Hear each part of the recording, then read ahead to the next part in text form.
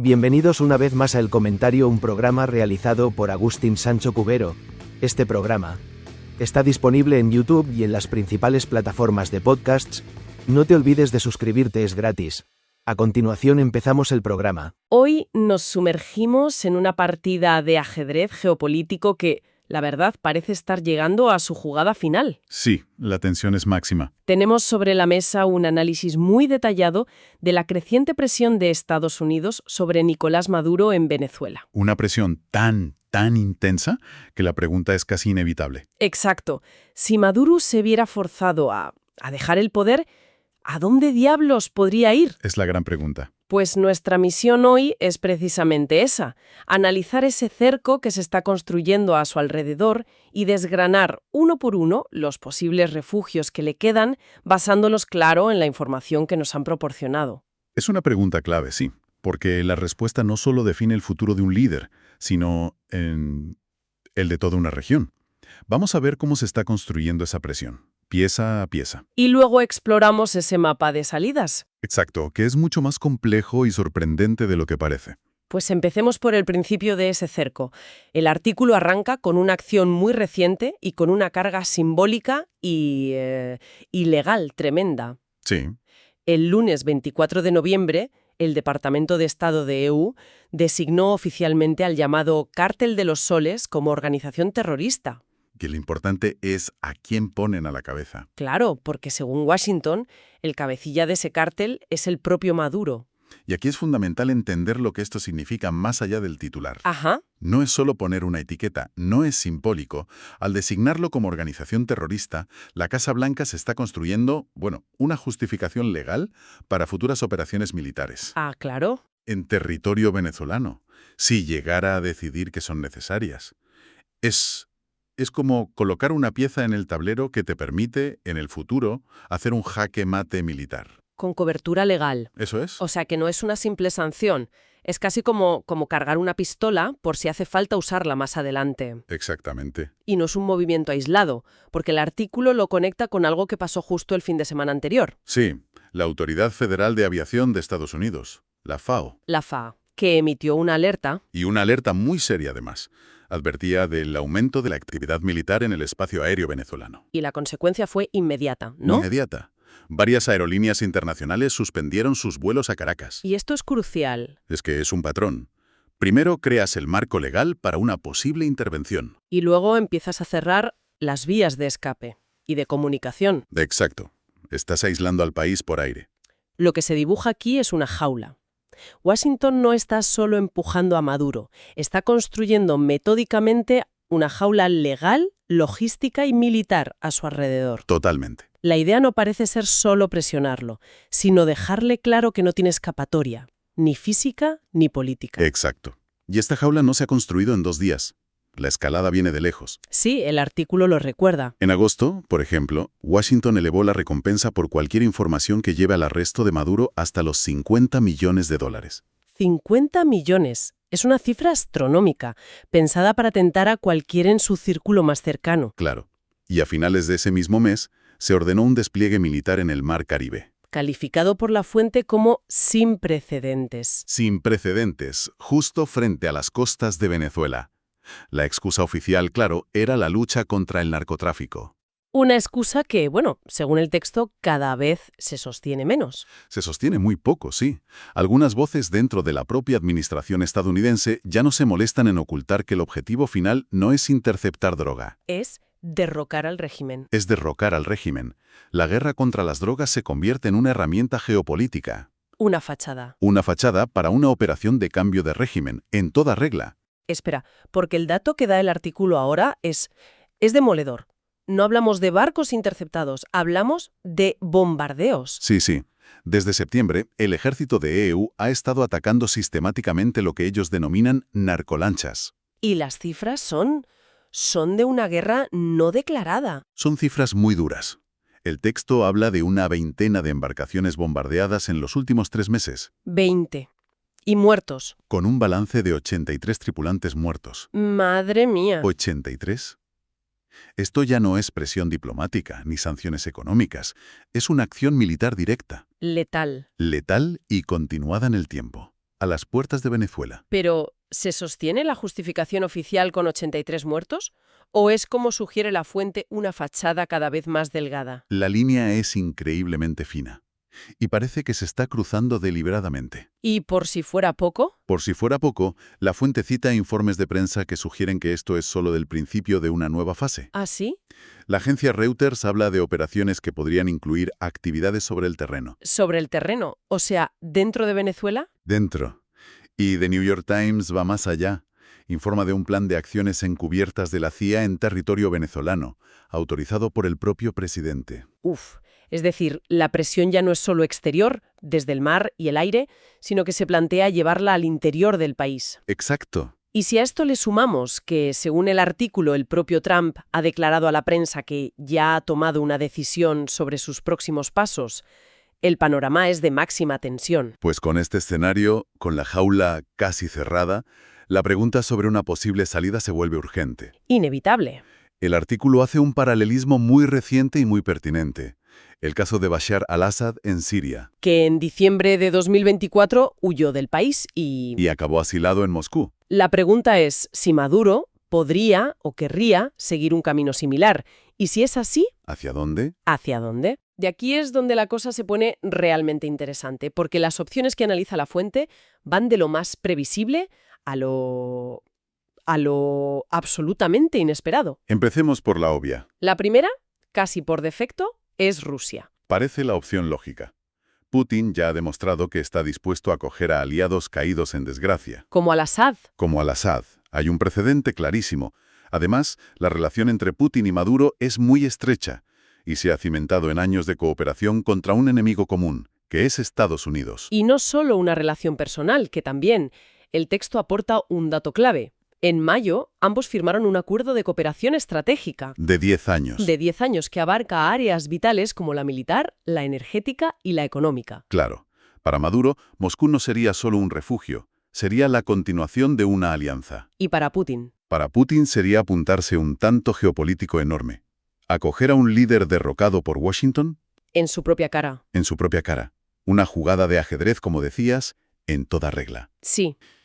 Pero no es la única opción. No. El artículo, citando al medio político, nos lleva a un destino quizás menos obvio, pero con mucho sentido. Turquía. A ver, esto a primera vista a mí me chirría un poco. Ya. Turquía es miembro de la OTAN. Acoger a un líder considerado un paria por Estados Unidos y Europa, ¿no se estaría comprando Erdogan un problema gigantesco? Es una pregunta muy pertinente. Pero ahí entra en juego la personalidad de Erdogan, que a menudo actúa como un verso suelto dentro de la alianza. Ajá. Y sobre todo, la economía. El texto da dos razones de peso.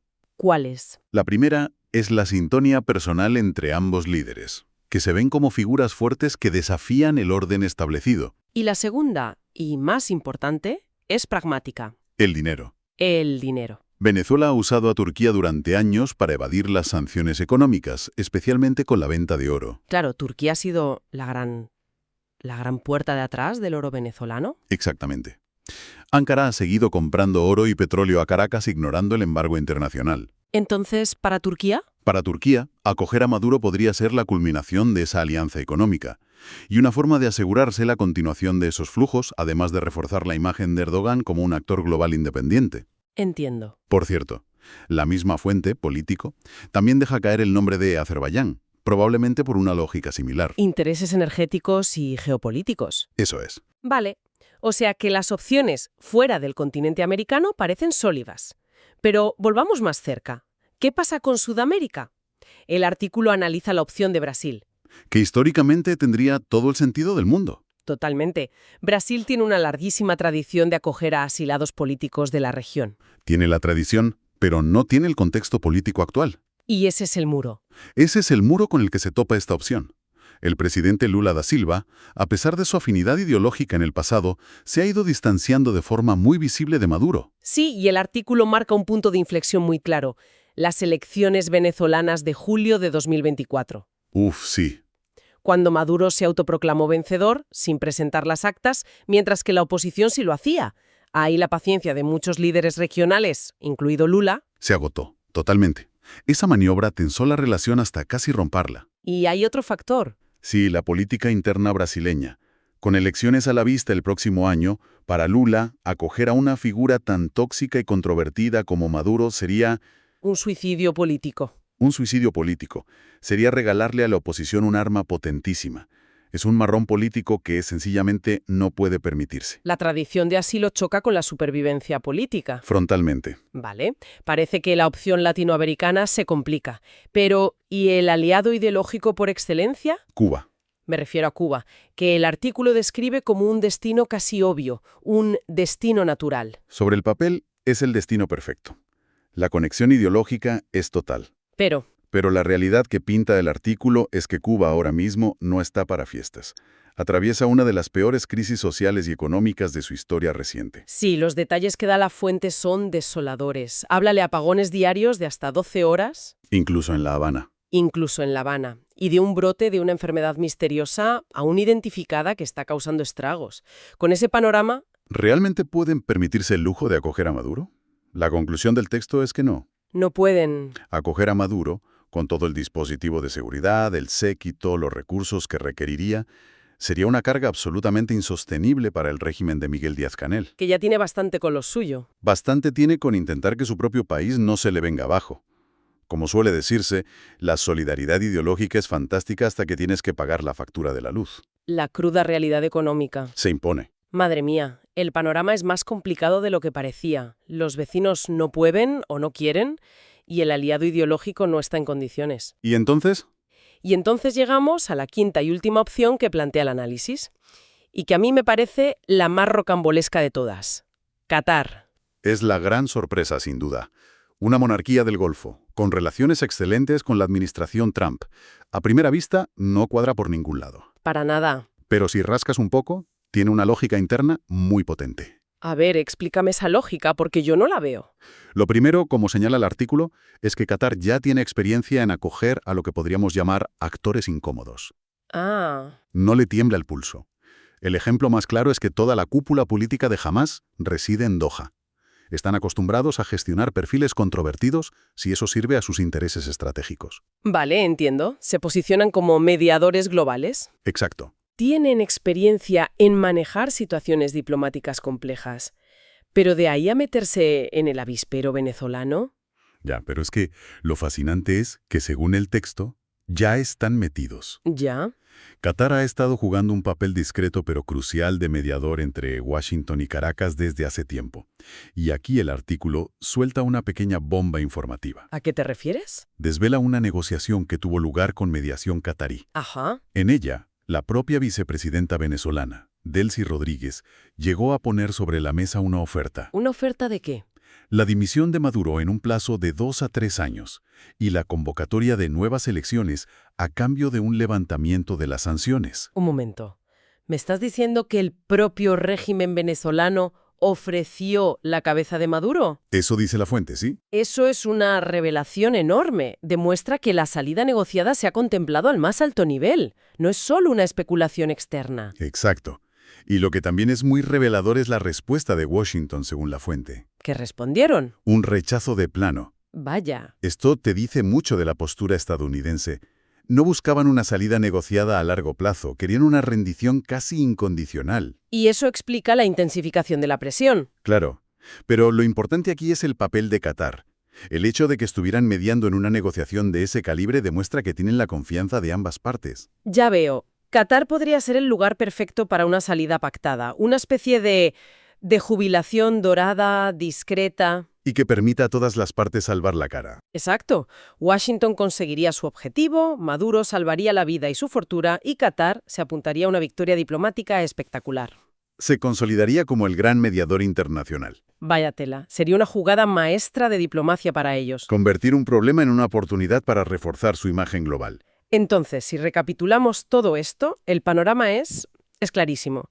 Por un lado, una campaña de presión estadounidense que ha ido subiendo de intensidad hasta convertirse en un cerco militar, legal y económico en toda regla. Ya no son advertencias, son acciones directas. Y por otro lado, una ruta de escape para Maduro mucho más enrevesada de lo que uno podría pensar. Muchísimo. Los destinos que parecen lógicos, como sus vecinos de Brasil o su aliado ideológico Cuba, están prácticamente descartados. por problemas políticos o económicos insalvables. Exacto. Mientras que las opciones más viables parecen estar a miles de kilómetros, en países como Rusia, Turquía o, la más sorprendente, Qatar. Cada uno por una mezcla muy particular de intereses estratégicos, económicos y diplomáticos. La solución al problema del Caribe podría estar en el Golfo Pérsico. Y todo este análisis, que se centra en la presión externa y en los posibles destinos de Maduro, nos deja con una pregunta final, una que la fuente no aborda, pero que es inevitable. A ver. Frente a este cerco exterior, frente a la posibilidad real de una intervención o un colapso, ¿qué cálculos estarán haciendo las otras figuras de poder dentro del chavismo? ¿Los militares? ¿Los líderes del partido? Claro. ¿Qué pasa por sus cabezas? Quizás, para algunos de ellos, facilitar activamente la salida de Maduro ya no sea visto como una traición o una derrota. Sino como la única vía posible para su propia supervivencia. Política y personal. La presión externa puede estar forzando realineamientos internos que ahora mismo son invisibles, pero que podrían ser la clave que finalmente resuelva la partida. Hasta aquí esta edición del programa del comentario, un programa realizado por Agustín Sancho Cubero. Este programa está disponible en YouTube y en las principales plataformas de podcasts. Hasta la próxima edición del programa. Muchas gracias. Dirección y realización Agustín Sancho Cubero.